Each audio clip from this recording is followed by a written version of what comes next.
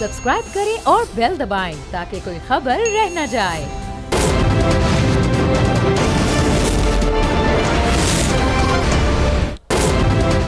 बिस्मिल्लाहिर्रहमानिर्रहीम, अस्सलामुअलैकुम। बोल न्यूज़ की खुसूसी नशरियात के साथ मैं सलमान मिर्ज़ा आप सभी को खुशामदीद कहता हूँ।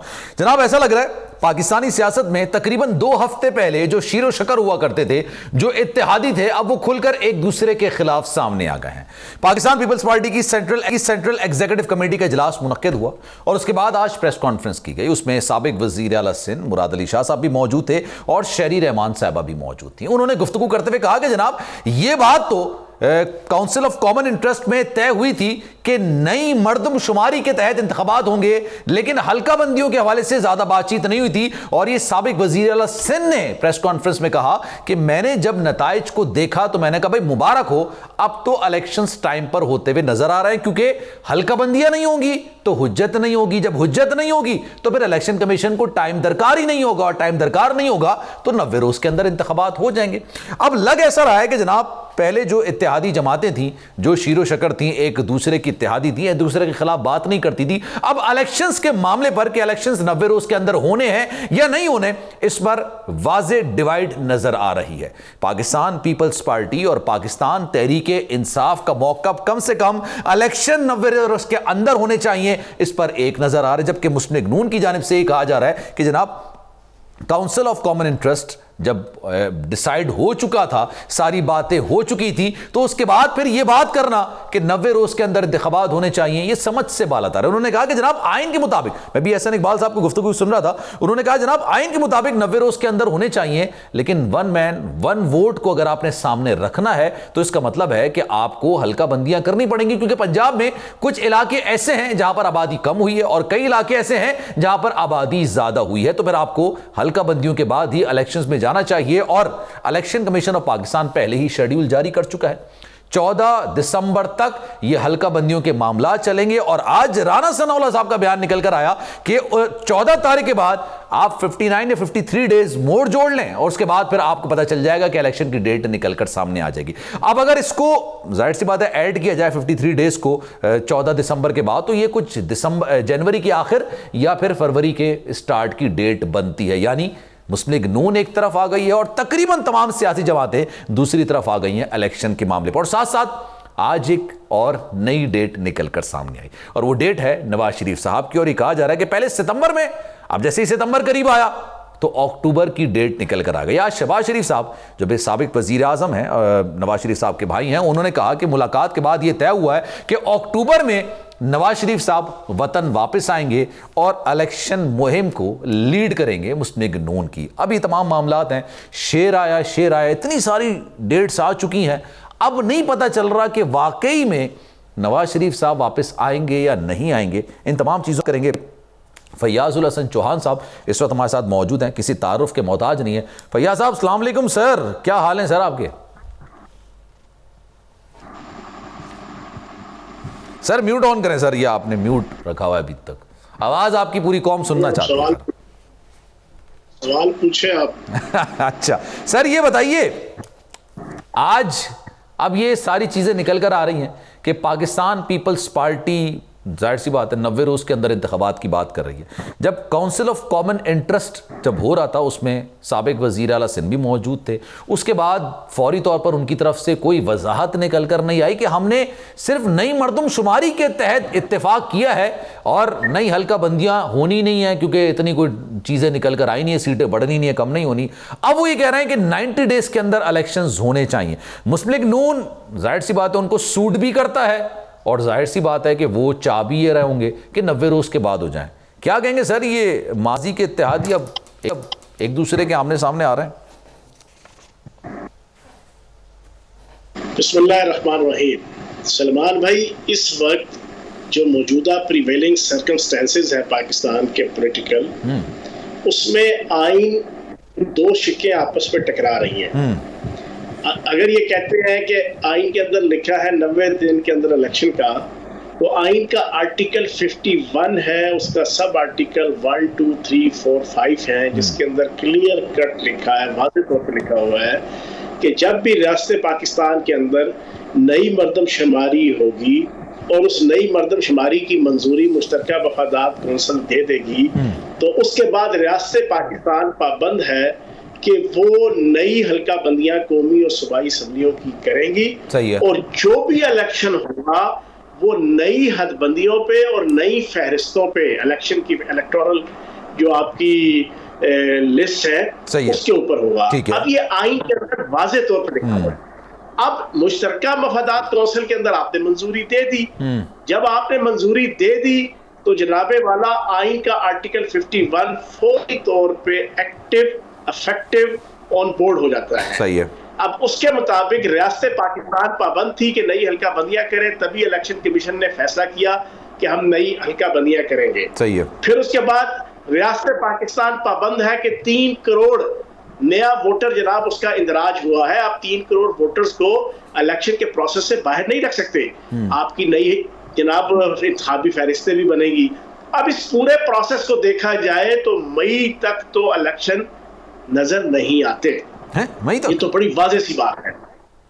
हाँ, मैं वाहिद बंदा हूं जो पिछले 6 महीने से मुसलसल पाकिस्तान के मीडिया में कह रहा हूं। अभी ये डिस्कशन नहीं शुरू हुई थी, ये इलेक्शन आगे होने की डिस्कशन तो महीना हुआ है जनाब। आपकी पीपल्स पार्टी, नून लीग या बाकी पार्टियां हुकूमत और अपोजिशन की तरफ से चीजें आना शुरू हुई या इलेक्शन कमीशन की तरफ से आना शुरू हुई। मैं 6 महीने से लगातार ये बात कह रहा हूं कि मरदमशुमारी जब से शुरू हुई मार्च के महीने से, मैं उस वक्त से कह रहा हूं कि इलेक्शन नवंबर के महीने में हो ही नहीं सकते, अक्टूबर नवंबर में। सही है। इलेक्शन हर हाल में आपका मार्च 2024 से लेकर दिसंबर 2024 के दरमियान हो सकेंगे अगर हुए। ये भी सुन लें, अगर हुए। ठीक है, अगर हुए तो आप कह रहे हैं तो इस दौरान में। लेकिन आपकी जवाब से सर एक ज़ेली सवाल निकलता है। वो ज़ेली सवाल ये कि आपने बात बिल्कुल दुरुस्त की है कि काउंसिल ऑफ कॉमन इंटरेस्ट में सबने ये बात बोली कि नई मरदमशुमारी के तहत होंगे, नई हल्का बंदियों के तहत होंगे। लेकिन आज साबिक वजीर आला सिंध ये बात बाबे की दोहल कह रहे हैं कि जब नताइज हमारे सामने थे तो हमने कहा कि हल्का बंदियों की तो जरूरत ही नहीं पड़ेगी। तो सबको मुबारकबाद हो। उन्होंने बाकायदा मेंशन किया कि मैंने सबको मुबारकबाद दी। अब सर ये बताइए किसने किसके साथ हाथ कर दिया? नून लीग ने पीपल्स पार्टी के साथ? नहीं, उनकी इस किस्म की खुश से, गलत फहमियों से, नारों से, ऐलान से, भड़कों से, असर्शन से, बोस्टिंग से, परेटिंग से कुछ नहीं निकलना। जो निकलना है आइन और कानून के तहत निकलना है। ये केस जाएगा अदालत के अंदर, सुप्रीम कोर्ट में। यहाँ मेरी सुन ले बात। सही है। क्यों? 90 दिन की भी आईनी शिक मौजूद है और 51 आर्टिकल भी आपके सामने मैंने सारा इलेबोरेट कर दिया है, वो भी मौजूद है। दोनों आइन और कानून के मुताबिक इफेक्टिव हैं। अब इन दोनों चीजों को लेके इलेक्शन कमीशन या कोई पिटीशन दायर करेंगे। कुछ लोगों को होती है आदत, हर वक्त तैयार बैठे होते हैं किसी न किसी कह रहे हैं ना पाकिस्तान तरीके इंसाफ वाले कह रहे हैं। सुप्रीम कोर्ट फिर इसके ऊपर फैसला करेगी और सुप्रीम कोर्ट जो हालात और वाकयात हैं, जमीनी हकायक हैं, प्रीवेलिंग सर्कमस्टेंसेस है, भाईजान मार्च के पहले हफ्ते से पहले तो आप सफाई फाड़ देना, सफाई फाड़ देंगे आपका इलेक्शन हो सके। ये बड़ा क्लियर सुन लें आप। लेकिन मेरी ब्रेकिंग न्यूज आपके लिए ये है, जो मेरी शुनीद है कि पाकिस्तान में यहाँ पर जो हालात बने हुए हैं, जो पाकिस्तान के अंदर पोलराइजेशन तहरीक फिसाद फिल अर्ज के जरिए से पिछले 1.5 सालों में कर दी गई है। पाकिस्तान की रियासत, पाकिस्तान के अदारों, पाकिस्तान के रियासती अदारों, पाकिस्तान की जुडिशरी, पाकिस्तान की फौज, पाकिस्तान की ISI, पाकिस्तान के इलेक्शन कमीशन के हवाले से तहरीक इंसाफ की तरफ से खसूसन और चेयरमैन तहरीक इंसाफ की तरफ से जो एक बुग़्ज़, कीना, अनाद, हसद और एक माहौल बना दिया गया है, इसके अंदर तो अगर आप इलेक्शन करवाते हैं तो जनाब नून लीग जीतेगी तो PTI नहीं मानेगी, IPP जीतेगी PTI नहीं मानेगी, पीपल्स पार्टी जीतेगी PTI नहीं मानेगी, PTI जीतेगी तो बाकी पार्टियां नहीं मानेगी। पाकिस्तान का तो बेड़ा कर दिया इन्होंने ये माहौल बना के। इन माहौल में वो इलेक्शन कमीशन को मानने को तैयार नहीं है, वो तो फौज को मानने को तैयार नहीं है, वो तो अदलिया को मानने को तैयार नहीं है, वो तो सिर्फ उस अदलिया को मानने को तैयार है जो उनको रिलीफ दे, जो उनको एक दिन में 8-8, 10-10 केसों में जमानत दे, जो जरा सा भी रूल ऑफ लॉ के मुताबिक इनको जनाब कानून की प्रोसीडिंग करते हैं, उनके खिलाफ जनाब तूफान बदतमीजी नेशनल इंटरनेशनल लेवल पे शुरू कर देते हैं।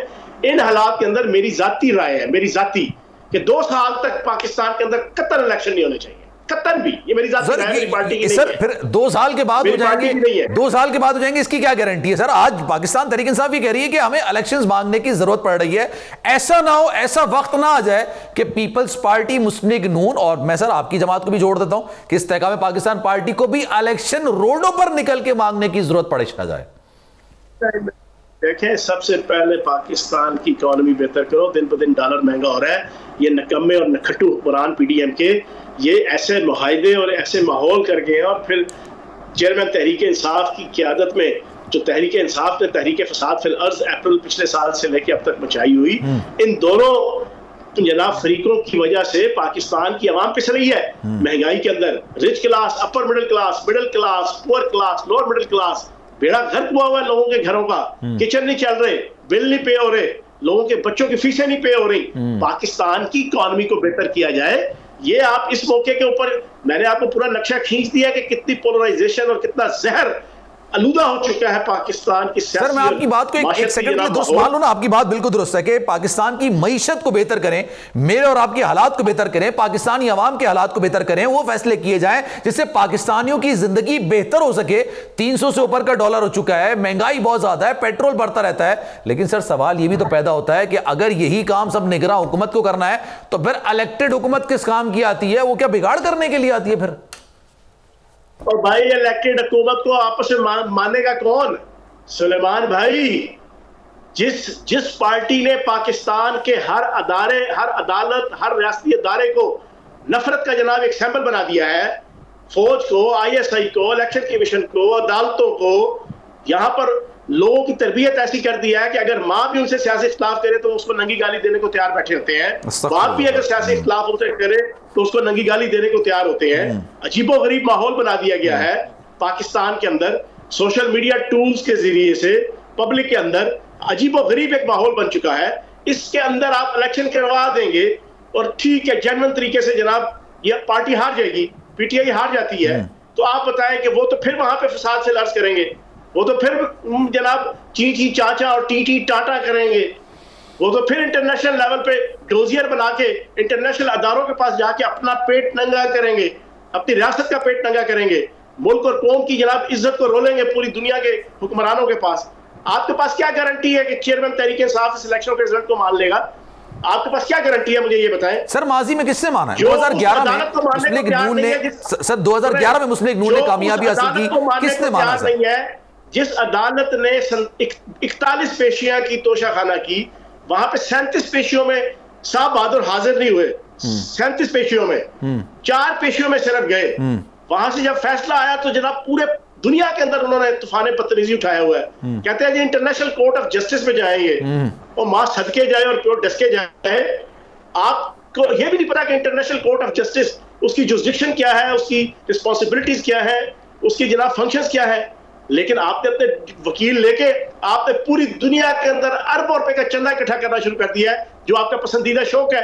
और आपके जो पीछे चाहने वाले हैं उन्होंने भी इसी कत्ती पे लगे हुए हैं पैसा कमाने पे।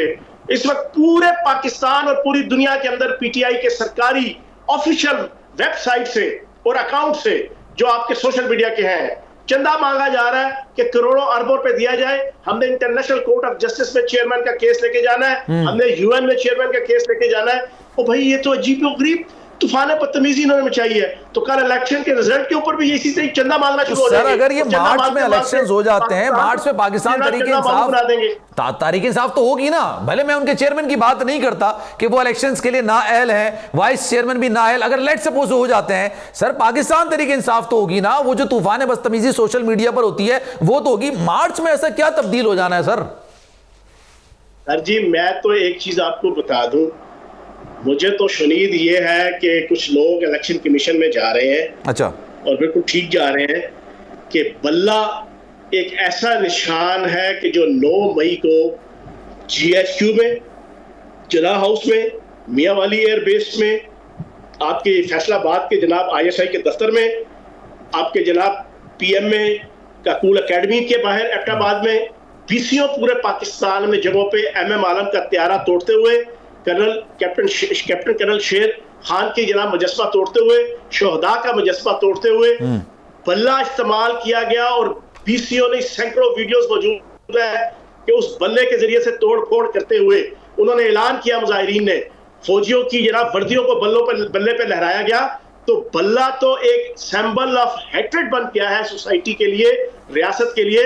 वो तो इंतखाबी निशान होना ही नहीं चाहिए। अभी कुछ लोग जा रहे हैं इलेक्शन कमीशन के अंदर और बिल्कुल वैलिड जा रहे हैं, और मैं ये समझता हूं कि ये बल्ला इंतखाबी निशान भी यहां से उड़ेगा। सर, ये वैसे बड़ी मासूम सी बात है सर। मैं फैयाज साहब, मुझे एक बात बताया ना, मुझे एक बात बताया, अब इस मुल्क के अंदर पाकिस्तान पीपल्स पार्टी के बाद पाकिस्तान पीपल्स पार्टी पार्लियामेंटेरियन भी बनी है। नहीं तोड़ सका सर, वो आपकी बात दुरुस्त है, लेकिन जो आपने बात की कि बल्ले के निशान के मामले पर कुछ लोग जा रहे हैं, और आपने कहा बिल्कुल सही भी जा रहे हैं, लेकिन सर इस मुल्क के अंदर क्या वाकई में पार्टियां नाम बदल के नहीं आती हैं? क्या इंतखाबी निशान बदल के नहीं आती हैं? असल तो सोच बदलना है ना सर, वो बदल जाएगी उससे।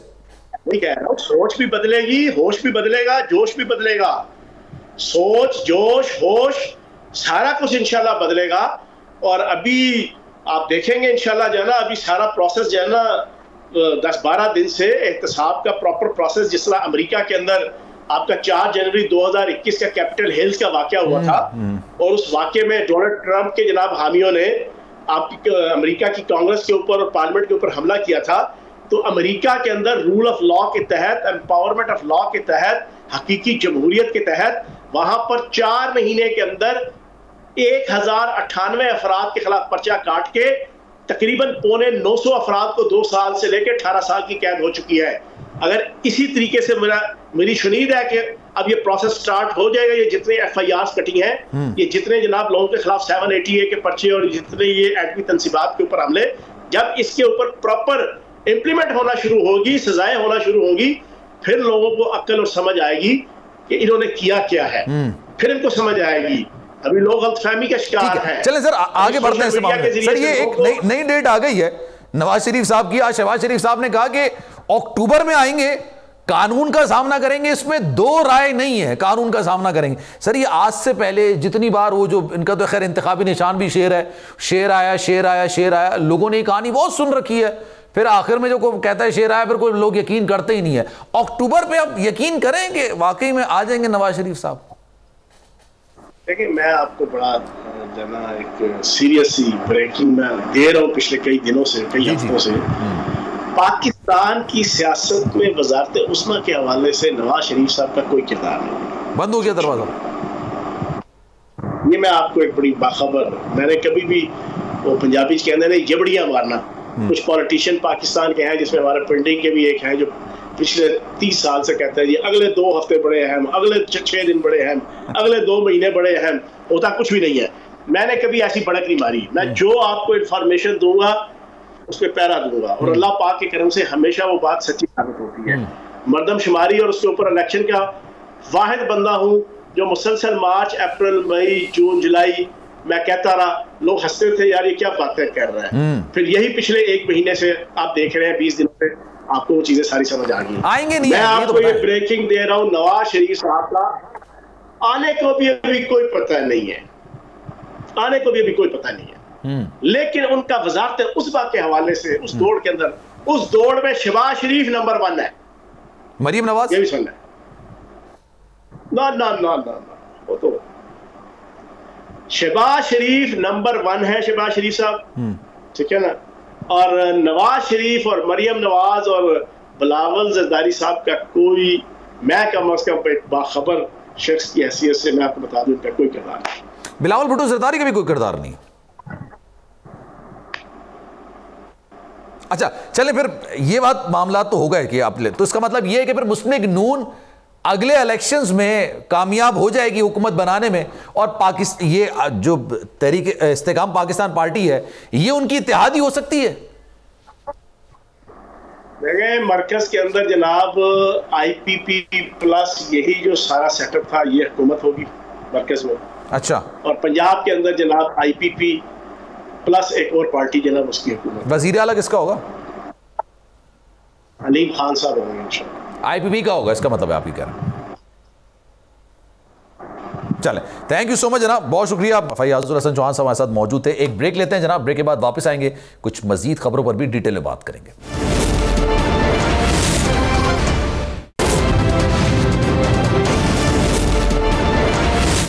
वेलकम बैक जनाब। प्रोग्राम में एक बार फिर से आपको खुशामदीद कहते हैं। माहिर कानून उस्मान घुम्मन साहब इस वक्त मुझे ज्वाइन कर चुके हैं और मुस्लिम लीग नून के रहनुमा हैं राना अरशद साहब, वो भी हमारे साथ मौजूद हैं। आप दोनों शख्सियात का बहुत शुक्रिया। राना साहब, ये बताइएगा, ये आज पाकिस्तान पीपल्स पार्टी की मैं प्रेस कॉन्फ्रेंस देख रहा था, उसमें साबिक वज़ीर आला सिंध भी मौजूद थे, मुराद अली शाह साहब, और साथ साथ शहरी रहमान भी उनके साथ मौजूद थी। वो आप लोगों पर संगीन किस्म के इल्ज़ामात लगा रहे हो, कह रहे हैं मुश्तरका मफादात काउंसिल में इस बात का फैसला हुआ था कि नई मर्दमशुमारी के तहत इंतखाबात होंगे, लेकिन जो नताइज थे उससे लग ऐसा रहा था कि हल्का बंदियां करने की जरूरत पड़ेगी नहीं। अब वही बात कह रहे हैं कि जनाब 90 डेज के अंदर इंतखाबात होने चाहिए, और मुस्लिम लीग नून का मौक़िफ़ कुछ लग ऐसा रहा है कि शायद वो अभी राना सनाउल्लाह साहब ही कह रहे थे कि आप जो 14 तारीख है उसमें 53 डेज और जोड़ लें, आपको इलेक्शन की डेट पता चल जाएगी। क्या कहेंगे सर? जी बिस्मिल्लाहिर्रहमानिर्रहीम। मैं आपका मशहूर हूँ और आप क्योंकि हमेशा नेशनल और इंटरनेशनल इश्यूज पर बात करते हैं, और मैं इंतहाई अदब से अर्ज करता हूँ कि पीडीएम की जमातें हों या पीपल्स पार्टी मेरे लिए बड़ी काबिल एहतराम है, लेकिन जो प्राइम मिनिस्टर ऑफ पाकिस्तान मियाँ शहबाज साहब ने as a prime minister meeting call की थी, और सीसीआई के जो मेंबर थे मुराद अली शाह साहब जो है चीफ मिनिस्टर सिंध, वो तशरीफ लाए थे, और चारों चीफ मिनिस्टर्स थे और उनके अलावा वज़रा भी थे।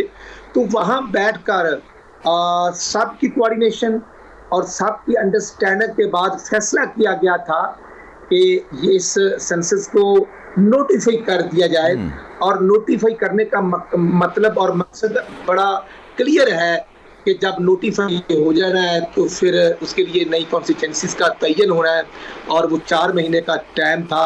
तो मैं समझता हूँ कि पीपल्स पार्टी का पॉइंट ऑफ व्यू अपनी जगह पे है, लेकिन इस पर बात की जा सकती है, बात हो सकती है।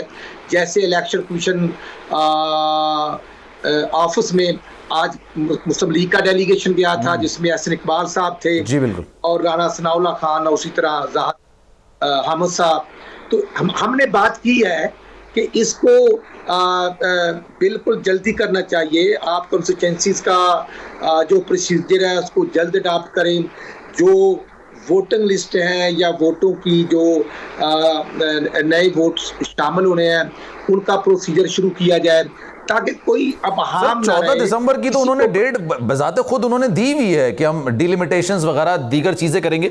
और पीपल्स पार्टी का जो मौक़िफ़ है सर, मैं दोबारा रख देता हूं। मुराद अली शाह साहब ही कह रहे हैं कि मैंने पीपल्स पार्टी की नुमाइंदगी की एज अ वज़ीर आला सिंध की हैसियत से, वहां पर मैं गया तो मैंने ये देखा कि डिलिमिटेशंस की जरूरत पड़ेगी नहीं, क्योंकि बहुत सारी चीजें ऐसी थी कि इसमें हल्का बंदियों की जरूरत पड़ेगी नहीं, सीटें इतनी ज्यादा नहीं बढ़ानी पड़ेंगी, इतनी ज्यादा क्या ज्यादा बढ़ानी नहीं पड़ेंगी, तो इस वजह से डिलिमिटेशंस की जरूरत नहीं। और मैंने मुबारकबाद दी सबको कि भाई बहुत मुबारक हो, आप तो इलेक्शंस टाइम पर हो सकेंगे।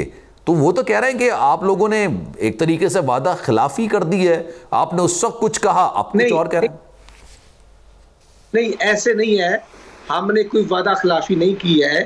अगर वो अपना पॉइंट ऑफ व्यू देते और उनकी राय डिफरेंट होती तो वो जो मीटिंग थी उसके जो मिनट्स तैयार हुए थे वहां पर वो चीज पॉइंट आउट हो जाती, पॉइंट आउट नहीं हुई और सबने मुबारकबादें वसूल की हैं। वो उनका मौक़िफ़ यही कि हमें बोलने नहीं दिया गया, हमें कहा गया कि आप फिक्र ना करें, 90 डेज के अंदर ही होना है जो होना है।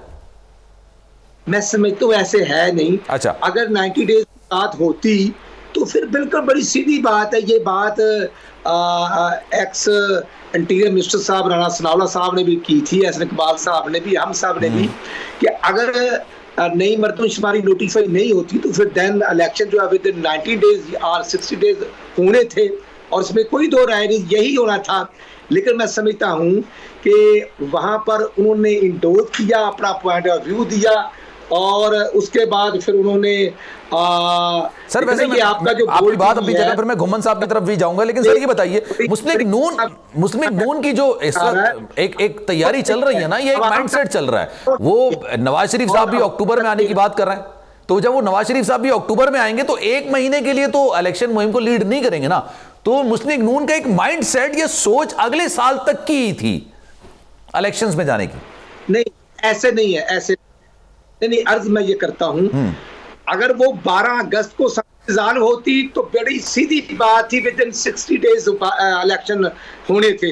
अब जब 9 अगस्त को हुई तो ये हमारी तमाम पीडीएम पार्टी की कोऑर्डिनेशन से बात हुई, सही है, और बैठकर फैसला हुआ था और प्राइम मिनिस्टर साहब ने बिल्कुल तमाम स्टेक होल्डर्स को एक दिन दूसरे दिन मीटिंग की, खाना पे इकट्ठे हुए और सबकी अंडरस्टैंडिंग के बाद ये बात तय हुई थी। सही है। और अब अगर सीसीआई की मीटिंग की थी, सबके राय से की थी, और जो आपने मियां नवाज शरीफ साहब की बात की, तो आज पहला दिन है जब शहबाज शरीफ साहब ने बिल्कुल कोऑर्डिनेशन और मुशावरत के बाद अनाउंस किया है कि मियां नवाज शरीफ साहब अक्टूबर में तशरीफ लाएंगे। उससे पहले कोई हमने डेट नहीं दी, अपनी अपनी राय थी, वो मेरी हो सकती है, वो हमारी सीनियर लीडरशिप की हो सकती है। अच्छा, लेकिन अब डेट, वो राय थी, अब डेट है, आप ये कह रहे हैं अब कंफर्म डेट है अक्टूबर की, और वो इलेक्शन को लीड करेंगे। ठीक है, चलें, गुमन साहब भी हमारे साथ मौजूद है। गुमन साहब, ये बताइएगा, ये मामला आपको किसी भी तौर पर अदालत में जाता बना, पाकिस्तान तहरीक इंसाफ ने तो वाज़ेह तौर पर कह दिया है कि हम इस मामले को लेके अदालत के अंदर जाएंगे कि विद इन 90 डेज इलेक्शंस होने चाहिए। अब सर, मैं आइन के आर्टिकल 45 को पढ़ रहा था तो उस वक्त उसमें लिखा हुआ है कि सदर के पास ये इख्तियार होता है कि वो इलेक्शंस की डेट दे दे, लेकिन फिर उसमें अमेंडमेंट की गई और हैरत अंगेज तौर पे आरिफ अलवी साहब ने उस पर सिग्नेचर भी कर दिए, यानी उनसे ये इख्तियार लिया जा रहा था कि अब इलेक्शन की डेट सिर्फ इलेक्शन कमीशन देगा, तो उस पर उन्होंने दस्तखत भी कर दिए। तो क्या सर अभी भी कोई ऐसे इम्कानात हैं कि सदर साहब इलेक्शन की डेट दे दें? बिस्मिल्लाहिर्रहमानिर्रहीम, thank you very much. Article 48 जिसका आप हवाला दे रहे हैं उसकी सब क्लास 5 है, जिसमें प्रेसिडेंट के पास पावर्स थी कि 90 दिन के अंदर वो इलेक्शन की डेट दे सकते थे। अब प्रेसिडेंट ऑफ पाकिस्तान ने खुद ही बिल पर साइन कर दिए, इलेक्शन एक्ट 2017, उसमें जो अमेंडमेंट की गई उसका जो सेक्शन है 47, अब ये सारा अख्तियार आ गया इलेक्शन कमीशन ऑफ पाकिस्तान के पास, उसने डेट अनाउंस करनी चाहिए। अब article 153 council of the common interest, उसको वो एक ऐसी बॉडी है जो प्राइम मिनिस्टर और चारों सूबों के सीएम और प्लस 3 मिनिस्टर्स जो नॉमिनेट किए जाएंगे बाय द प्राइम मिनिस्टर। अब उसका जो फैसला है वो already supreme court bar association ने भी चैलेंज किया हुआ है, तहरीक इंसाफ का भी सुन रहे हैं, वो भी अदालत में जा रहे हैं। अब बात यह है कि इसमें तमाम पार्टीज ने कंसेंसस को उसमें मंजूरी दी कि नई जो इलेक्शन है, आने वाला इलेक्शन है, वो नई मर्दमशुमारी के मुताबिक होगी। सही है। अब इलेक्शन कमीशन ऑफ पाकिस्तान को डिलिमिटेशन करने के लिए अब 3 करोड़ से ज्यादा नया वोटर है, 1 वोट 1 मैन फॉर 1 वोट, बिल्कुल। अब उसका भी तो राइट है ना, उसने भी तो अब 3 करोड़ अवाम का राइट है। अब उसकी हल्का बंदी है, नई हल्का बंदी होनी है, और उसका फिर इलेक्शन कमीशन के पास एक प्रॉपर, जब डिलिमिटेशन करेंगे, नई हल्का बंदी करेंगे, तो इलेक्शन कमीशन ऑफ पाकिस्तान का एक प्रॉपर प्रोसीजर है, उसमें ऑब्जेक्शन रेज होंगे, जब डिलिमिटेशन होंगी, नई हल्का बंदी होंगी, फिर वहां के जो लोग हैं वो अपने ऑब्जेक्शन रेज करेंगे कि ये वाला एरिया जो है इसके साथ इसे मुनसलिक किया जाए। तो वो एक प्रोसेस है। अब इस प्रोसेस के होते हुए अब इलेक्शन प्रेसिडेंट ऑफ पाकिस्तान अपने खुद साइन कर चुके हैं या अपनी पावर्स जो डेलीगेट कर चुके हैं इलेक्शन कमीशन ऑफ पाकिस्तान को। अब मुख्तलिफ जो राना साहब कह रहे थे, मैं इनसे एग्री करूंगा। अब इसमें अभी जिस तरह पीपल्स पार्टी एतराज उठा रही है, तो उस वक्त पीपल्स पार्टी के भी वहां रिप्रेजेंटेटिव मौजूद थे, वहां का सीएम सिंध मौजूद था और उसने इससे एग्री किया। अब जब इसका फैसला हो चुका है तो मेरी नजर में सिर्फ जो एक बड़ी अहम सुप्रीम कोर्ट की जजमेंट है PLD 1993 SCMR 473, उस वक्त भी कॉमन इंटरेस्ट का council of the common interest का फैसला सुप्रीम कोर्ट ऑफ पाकिस्तान में चैलेंज हुआ था। सही है। तो उन्होंने कहा ये हाईएस्ट फोरम है जो चारों सूबों के दरमियान, ये फेडरेशन के दरमियान के कोई भी ऐसे मामले पर इसके फैसले को चैलेंज किया गया था, तो उन्होंने कहा था ये सिर्फ और सिर्फ ज्वाइंट सेशन नेशनल असेंबली और सेनेट का जो ज्वाइंट सेशन है उसको रिस्पॉन्सिबल है।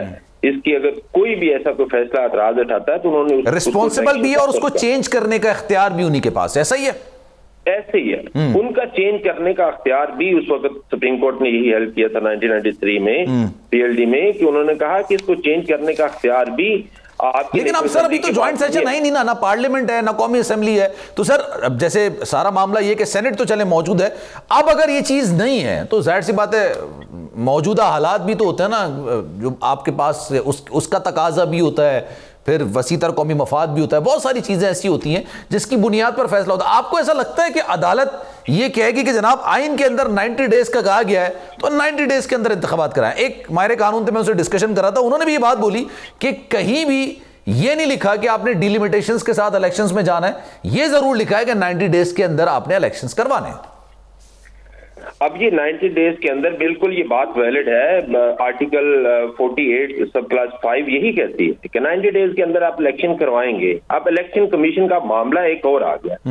अब मामला यह है कि अगर council of the common interest का फैसला ना आता before the resolution of the assembly, ठीक है, तो फिर और सिचुएशन थी। अब अदालत के अंदर भी ये क्वेश्चन तो होगा, क्योंकि उस वक्त की CCI ने जो फैसला किया है उसको भी तो किसी तरफ अदालत ने देखना होगा। अब 3 करोड़ अवाम का जो वोटर है, जो नया वोटर शामिल होने जा रहा है, उसको भी तो राइट देना है। वो अदालत में चले जाएंगे।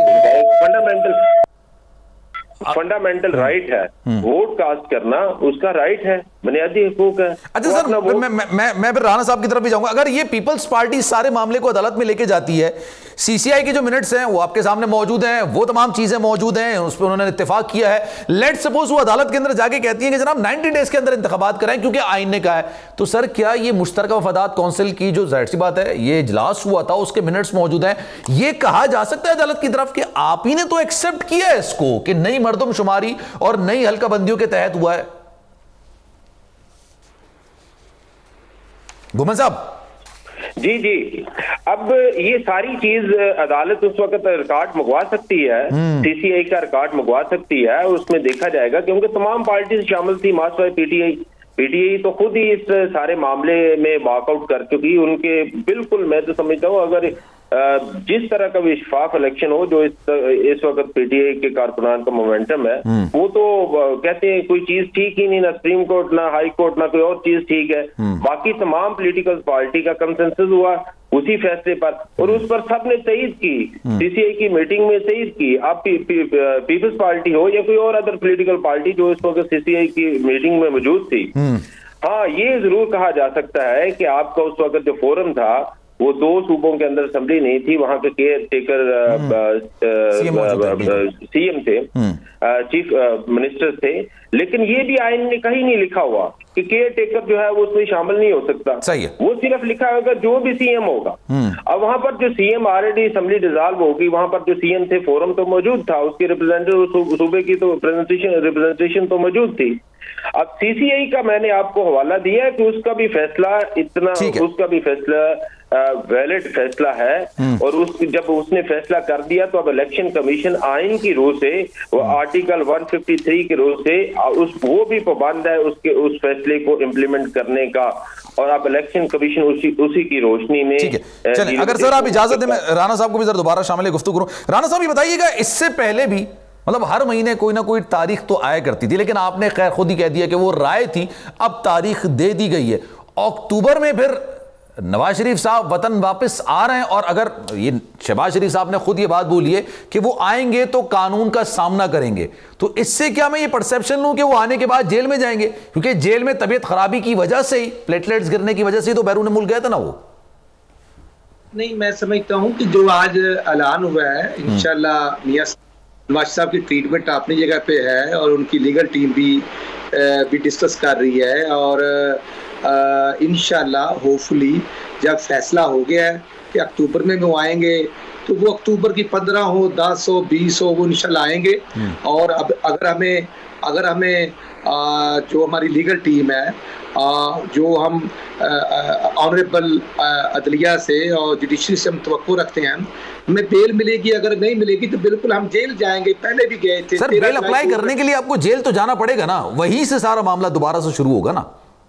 मैं अर्ज करता हूं कि हम बेल पे थे, और बेल पर जो एक प्रोसीजर था वो उस वक्त की गवर्नमेंट, जो फेडरल गवर्नमेंट थी, वो भी हमारी नहीं थी, PTI की थी, और सूबाई गवर्नमेंट भी यास्मीन राशिदा मिनिस्टर हेल्थ थी, और उनका ही जो बोर्ड था, जो हेल्थ का स्पेशल बोर्ड कॉन्स्टिट्यूट किया गया था, जिसमें ये डॉक्टर फैसल सुल्तान जो CEO हैं, शौकत खानम के और जो मिनिस्टर हेल्थ भी रहे हैं वो मेंबर थे। समझता हूँ वो एक प्रोसीजर था। हम कोर्ट में जाएंगे, हमें बेल मिलेगी, इंटरम नहीं मिलेगी तो हम जेल चले जाएंगे। और जेल हम 13 जुलाई 2018 को भी गए थे, मियां नवाज साहब लंदन से आए थे और अडियाला जेल गए थे। कोई बात नहीं, आप भी जाने के लिए तैयार है, लेकिन हमें सर ये जो आपने बात की बिल्कुल दुरुस्त है कि उन्होंने कहा कि जनाब अक्टूबर में आ जाएंगे, तो सर ये सितंबर से पहले क्यों नहीं आए? मतलब एक वजह ये भी है ना, तबीयत की नासाजी तो खैर इतना बड़ा मसला नहीं है, वो जाहिर सी बात ट्रैवल कर रहे हैं, दुबई भी गए, सऊदी अरब भी गए, एक मामला है। क्या ये सितंबर में नई तैनाती के बाद वो समझ रहे हैं कि जो रिस्क है वो जीरो हो जाएगा, जैसे कि वजीर दिफा साहब ने कहा था? रिस्क वाली बात नहीं है, वो 9 अगस्त से पहले भी आ सकते थे जब मियाँ शहबाज शरीफ साहब प्राइम मिनिस्टर थे, लेकिन वो नहीं आए। कोई ये ना कहे कि वो उनका भाई प्राइम मिनिस्टर था या पीडीएम की गवर्नमेंट थी तो वो आए। अब सितंबर की वो 17 को भी आ सकते हैं, लेकिन नहीं आ रहे। और कोई ऐसा इशू नहीं है। हम कोर्ट्स के पहले भी फैसलों पर अमल किया।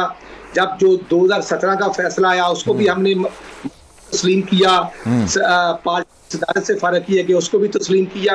अब भी हम ऑनरेबल कोर्ट से बिल्कुल कोर्ट में जाएंगे सबमिशन लेकर, और जो कोर्ट हमें हमारे साथ उनका जो हमें वो बेल आउट करते या नहीं करते, हम जेल में कोई पहले लेट्स सी जनाब क्या होता है, ज्यादा दूर भी नहीं October, let's see. Thank you so much sir. और हमने पंजाब की अल्हम्दुलिल्लाह मीटिंग ऑलरेडी, राणा सनाउल्लाह पंजाब के सदर हैं, मैं नायब सदर हूँ पंजाब असम्बली का। हमने अपनी वर्किंग की हुई है डिवीजन सतह पर, डिस्ट्रिक्ट सतह पर, पीपी और यूसी लेवल पर अल्हम्दुलिल्लाह। Thank you so much sir. मौजूद थे उस्मान घुमन साहब, आप भी हमारे साथ मौजूद थे, बहुत शुक्रिया आप दोनों शख्सियत का। सलमान मिर्जा को दीजिए इजाजत, जिंदगी रही, सेहत रही, आपकी दुआएं नहीं तो कल चूंकि वीकेंड शुरू जाएगा, सैटरडे को रात 10 बजे आपसे फिर मुलाकात होगी। ख्याल रखिएगा अपना।